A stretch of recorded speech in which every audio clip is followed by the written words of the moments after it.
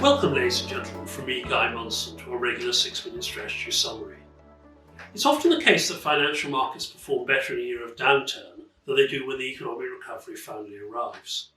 Why is this? Well, interest rates tend to be cut, bond yields fall, central banks are generous with liquidity to stimulate recovery, and that flows through into asset prices well before it flows into the real economy. That's certainly what happened in 2020. In 2021, it's the year of economic recovery. We've seen this week some blistering upgrades to US growth from the US Federal Reserve. US GDP lifted from an already strong 4.2% to a red-hot 6.5%, and many on Wall Street think this could go over 7%.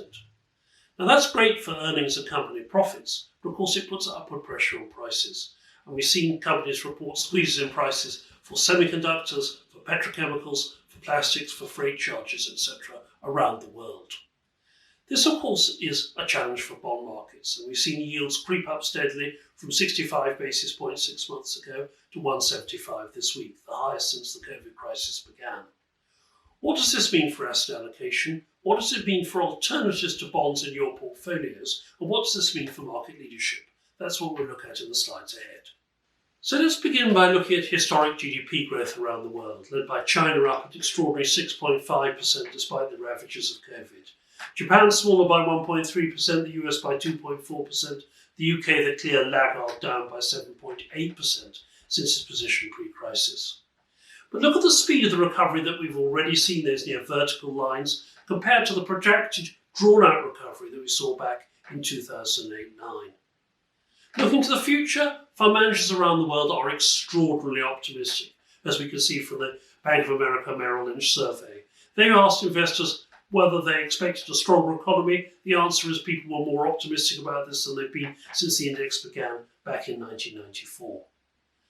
This surge in potential economic growth is already having some negative consequences, though. It's pushing up prices.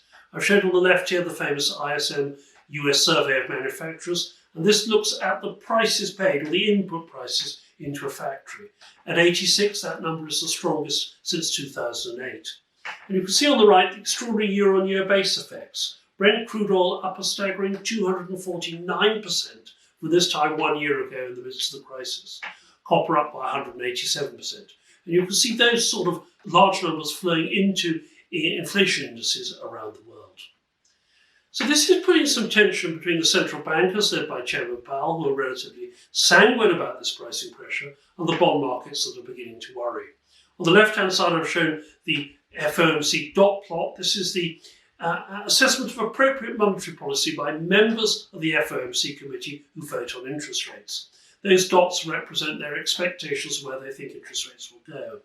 The red circle is around the 2023 numbers, and while 7 members of the committee expect higher rates, the majority still expect interest rates to be at or close to zero by the end of 2023. Bond markets are having trouble swallowing this, and you can see the 3-year bond yield is pushing up, suggesting interest rates come earlier. And this is the underlying tension in markets. It's being played out in a very different performance of global bonds over global equities. For a sterling investor, global equity returns are up modestly this year, up about 2.6%, rather as we were expecting.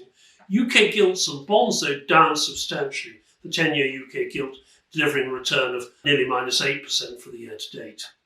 That differential performance of bond and equities is also replicated in style of the underlying equities themselves. Value stocks, those with lower PE multiples, typically higher yields, are up by nearly 8% for the year to date, and the growth stocks, particularly the technology names, down for a sterling investor by almost 1%. So you can see the differential of performance that we're beginning to see around the world. So how should you react, and in particular, what should you do if you're worried about your underlying bond exposure? What are your alternatives?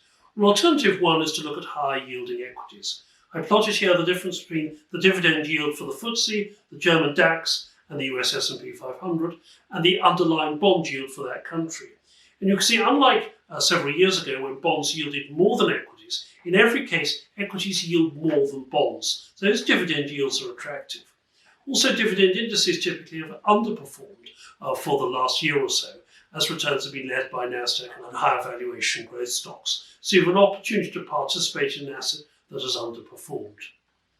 Your second alternative is to look at infrastructure, in particular renewables, which will benefit from this huge green drive as countries around the world aim to meet their Paris-compliant targets and net neutrality.